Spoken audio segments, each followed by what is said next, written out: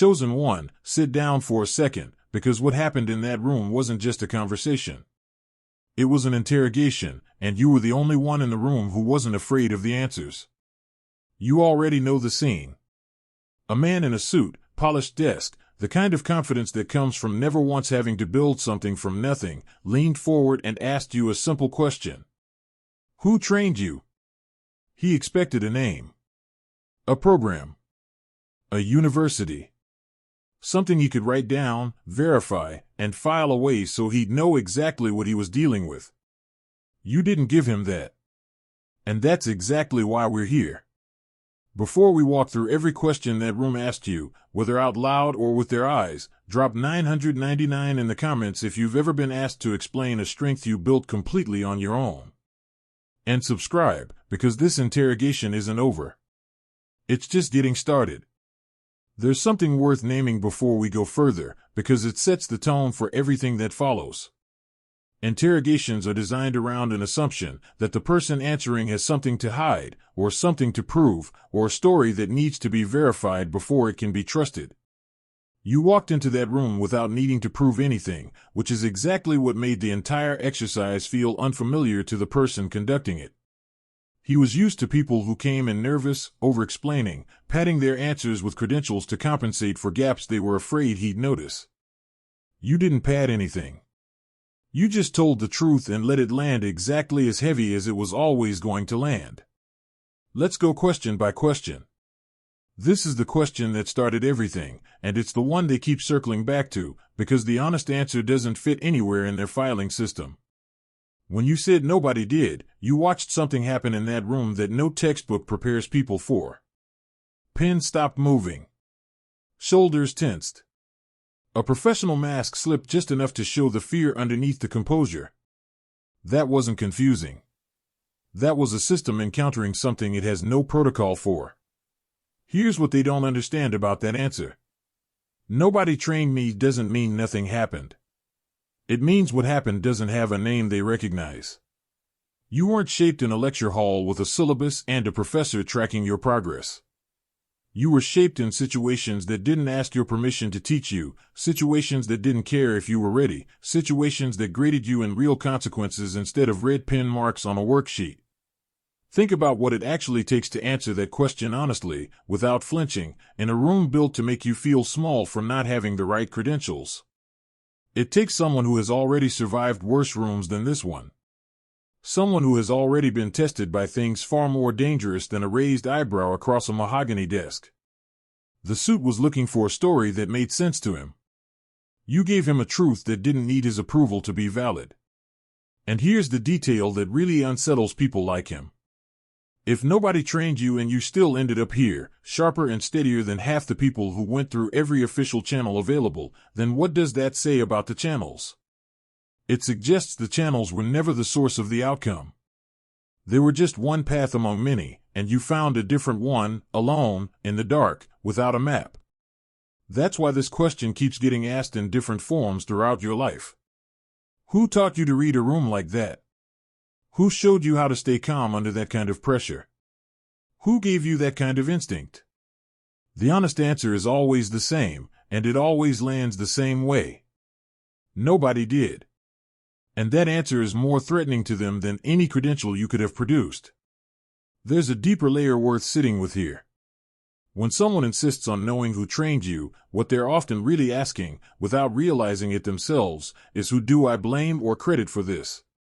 They want a person to attach your outcome to, because attaching it to a person keeps the whole thing explainable, containable, safely outside the category of things that just happen to someone through sheer will.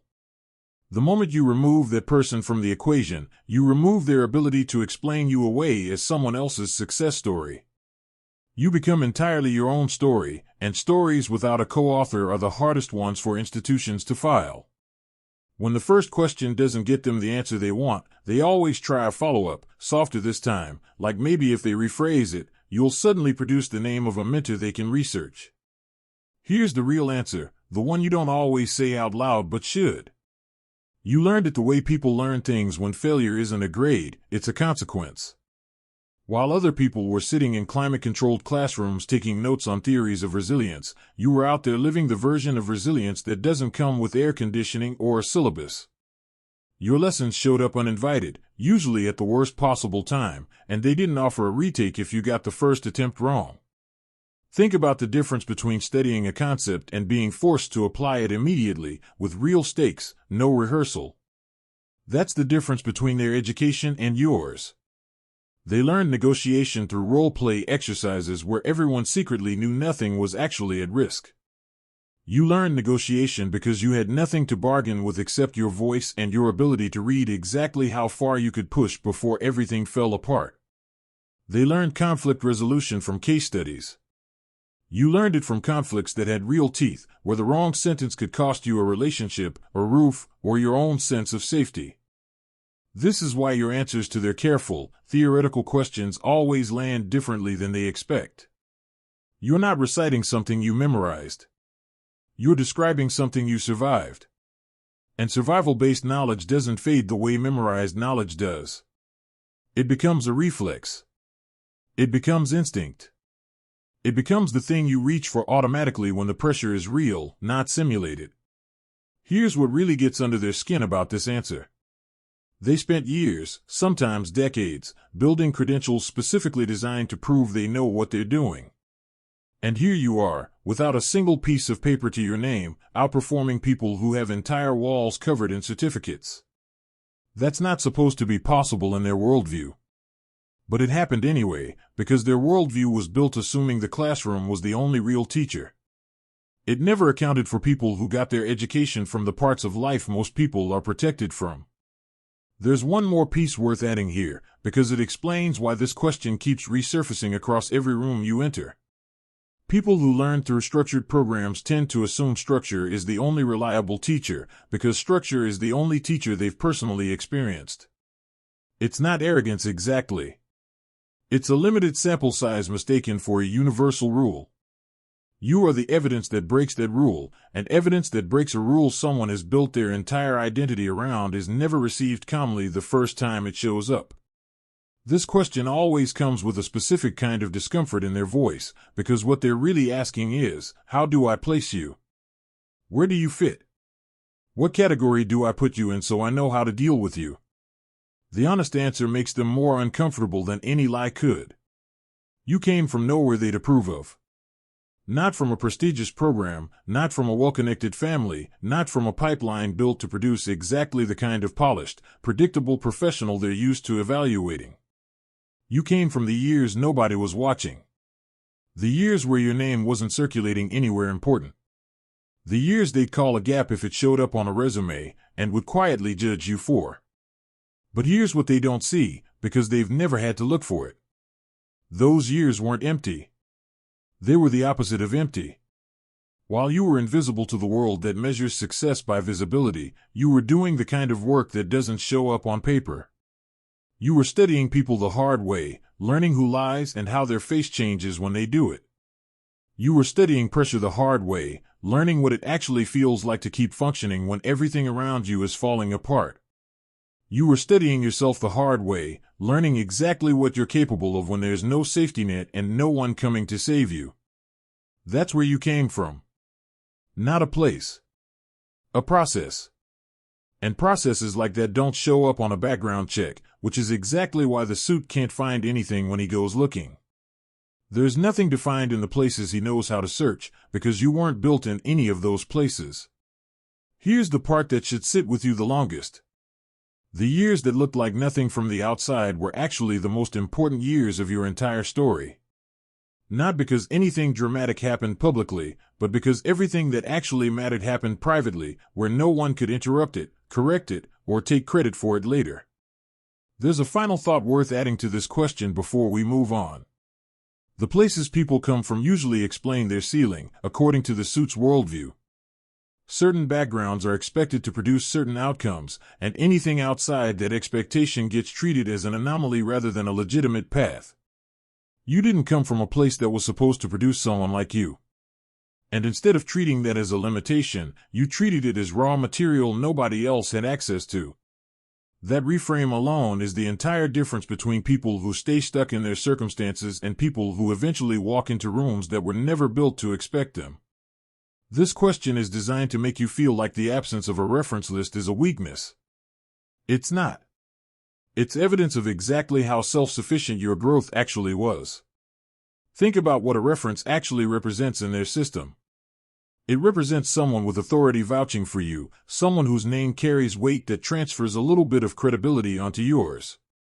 The entire reference system assumes that value can only be confirmed by someone already inside the system confirming it.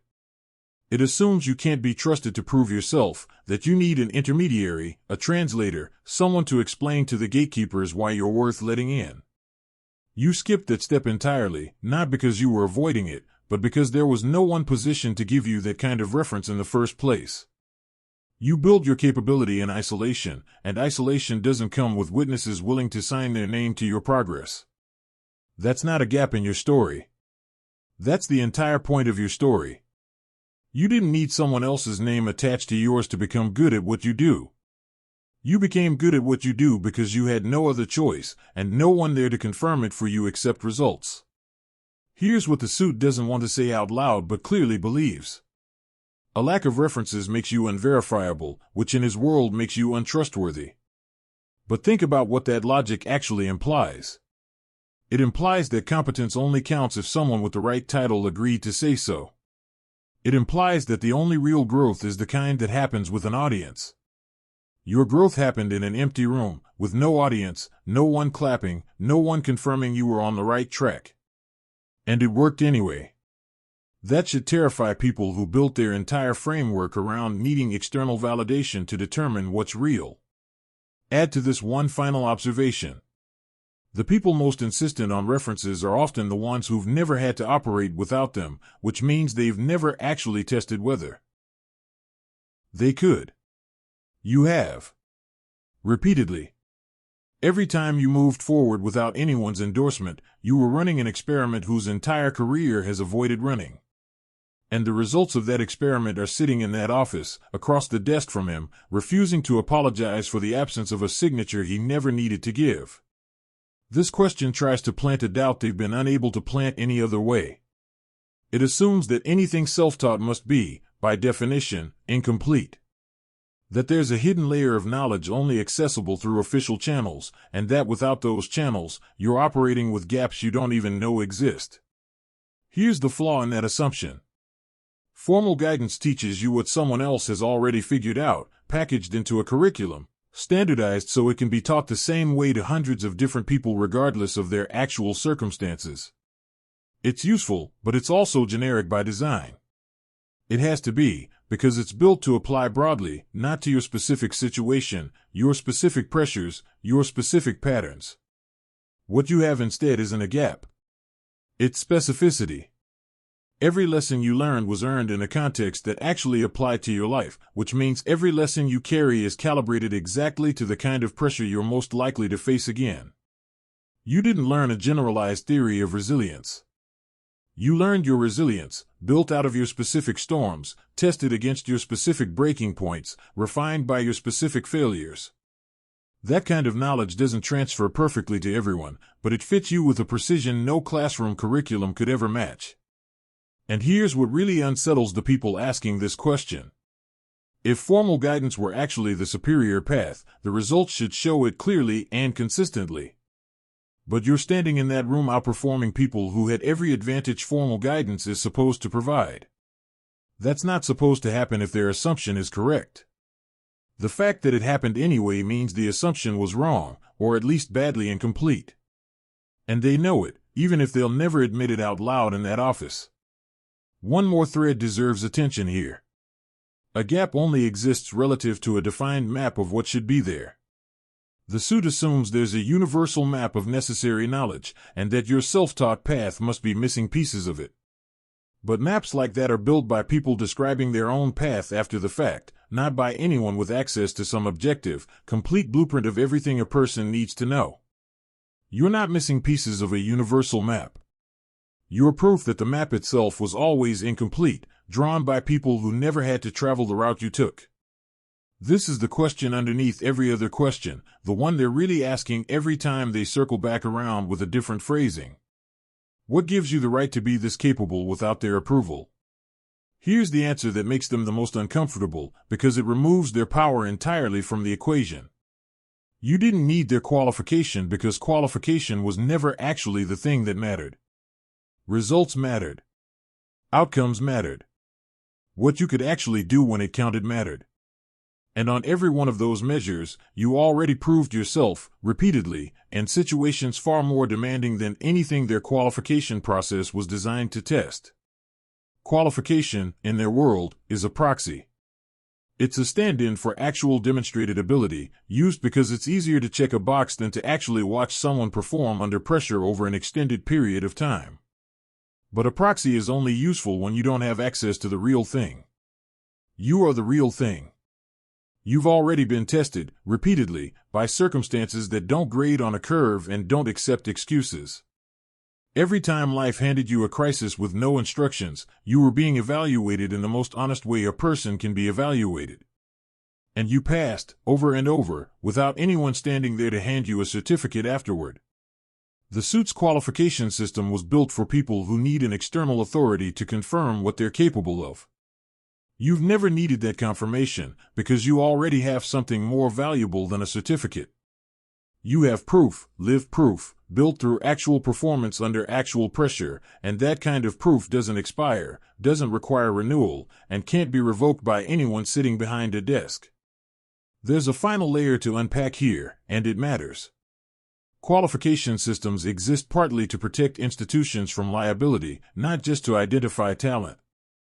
That means a portion of what gets called qualification has nothing to do with actual capability and everything to do with covering an organization's own risk.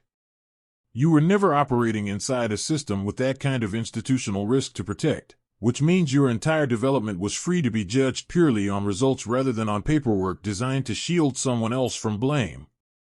That's not a shortcut. That's a purer test than most qualified professionals will ever actually face. This question is meant to plant fear about your future using their framework of what growth is supposed to look like. It assumes institutional support is the only reliable ladder, and that without it, you'll eventually run out of room to climb. Here's what that assumption misses entirely. Institutional support comes with institutional limits. It teaches you to operate within a defined structure, to follow an established path, to color inside lines someone else drew a long time ago based on what worked for other people in different circumstances. That structure can absolutely take someone far, but it also caps how far, because the structure itself has boundaries built into its design. You never had that structure, which means you also never had those built-in boundaries. Your ceiling was never predetermined by someone else's curriculum. It was set only by how far you were willing to push yourself, and you've already proven, repeatedly, that your willingness to push exceeds what most structured paths would have demanded of you anyway. People who grow inside institutions often stop pushing once they've checked every box the institution provided. You never had boxes to check. You only had the next obstacle, and the next one after that, and you kept moving because stopping was never actually an option available to you. That's the part they can't calculate. Their ceiling estimates are based on models built around structured growth. You're not structured growth. You're unstructured, ongoing, self-directed evolution, and nobody, including you, actually knows where that kind of growth eventually stops. That uncertainty terrifies people who like predictable outcomes. It should. Because it means you're the one variable in the room they genuinely cannot forecast. There's one more angle worth naming before we move to the final questions. Ceilings, by definition, require someone to have built the roof first. Institutional paths come with roofs already installed, because someone designed the structure with a maximum outcome in mind, even if they never say that part out loud. You never had a roof installed above you. You've just been climbing until something stopped you, and so far, nothing has, which means the honest answer to whether you'll hit a ceiling isn't reassurance. It's simply that no one, including you, has found it yet. By this point in the interrogation, they've stopped trying to categorize you and started trying to name the category itself, because nothing pre-existing quite fits. Here's the truth underneath that struggle. What you do doesn't need a name that satisfies their filing system. It exists whether or not they have a word for it. The discomfort with the lack of a label isn't your problem to solve. It's evidence that their language, built to describe conventional paths, simply wasn't built with people like you in mind. That's not a flaw in you. That's a flaw in the vocabulary they've been relying on. If anything, the fact that they can't name it should tell you exactly how rare it actually is. Things with established names are things that have already been seen enough times to require a category. What you represent hasn't been seen enough times, by people paying close enough attention, to earn that kind of shorthand yet. You're not missing a label. You're ahead of the language. There's a closing thought worth adding to this particular question, because it reframes the entire interrogation. Every unnamed thing was unnamed once, right up until enough people encountered it that a word became necessary. You might be early evidence of a category that doesn't have a name yet simply because not enough people have walked your exact path and come out the other side able to describe it clearly. That's not a small thing. That's the position early pioneers of anything have always occupied, standing in a room full of people trying to force old vocabulary onto something genuinely new.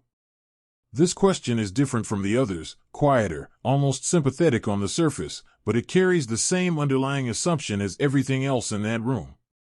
It assumes your foundation is fragile because it wasn't built the way theirs was, and that eventually, without institutional scaffolding, something has to give. Here's the flaw baked into that question. It assumes pressure is a new experience for you, something you haven't already been tested against repeatedly, at levels most people in that building have never come close to encountering. The pressure the suit is imagining as some future threat is the same pressure you've already been living inside for years. It's not coming for you later. It already came, more than once, and you're sitting in that chair, composed, precisely because you already know what it feels like on the other side of it. Think about what actually builds a reliable foundation. It's not the absence of pressure. It's repeated exposure to pressure without collapsing, over and over, until your nervous system stops treating high-stakes situations as emergencies and starts treating them as familiar terrain. People who've been protected from that kind of exposure often crumble the first time real pressure arrives, precisely because their system has never been calibrated to handle it. You've been calibrated by years of exactly the kind of pressure this question is warning you about, and calibration like that doesn't disappear just because the room changes. Here's what really lands underneath this question, whether the suit realizes it or not. He's asking about your breaking point because he's trying to locate one, some evidence that your composure has a limit he can identify and use. What he doesn't understand is that your breaking point isn't hidden somewhere waiting to be discovered. You already found it, years ago, more than once, and you rebuild yourself past it every single time. There's no undiscovered fracture point left for him to find, because you've already mapped every fracture point you have, the hard way, without anyone's guidance. This is the final question, and it's the one that reveals the most about the person asking it, more than it reveals about you. The honest answer is complicated, and it should be, because pretending the hard path was some noble choice you'd happily repeat would be dishonest. Of course an easier path would have hurt less. Of course a mentor showing up earlier would have saved you time, energy, and a few scars you still carry. Nobody chooses difficulty for its own sake, and claiming otherwise would insult everything you actually went through to get here. But here's what matters more than the fantasy of an easier path. You didn't get the easier path, and instead of collapsing under that reality, you built something out of the path you actually had. That's a different kind of strength than the strength required to succeed on an easier road, and it's the kind of strength the suit will genuinely never understand, because he's never had to develop it himself.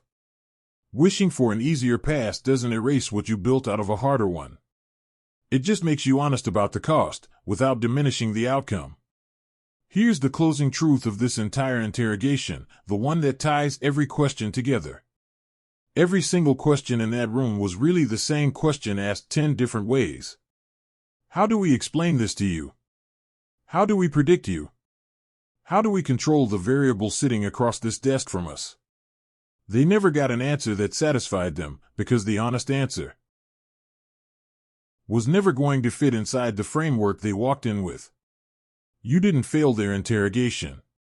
Their framework failed to account for you. And that difference is exactly why they can't stop thinking about this conversation long after you've left the room. So here's what actually happened in that office, chosen one. A man in a suit asked you a question expecting a name he could research, a program he could verify, a story that made sense inside his understanding of how competence gets built. You gave him something he wasn't prepared to receive. The truth, plain and unpolished, that you built everything you have without anyone's permission, guidance, or approval. That silence that followed your answer wasn't confusion. It was recognition, the uncomfortable kind, the kind that happens when someone realizes their entire framework for understanding talent just met an exception it can't explain away. You don't need them to understand it. You never did. Tell me in the comments which question hit closest to something you've actually been asked in your own life, 1 through 10. And if you're still here, you already know you didn't need their training to become exactly who you are.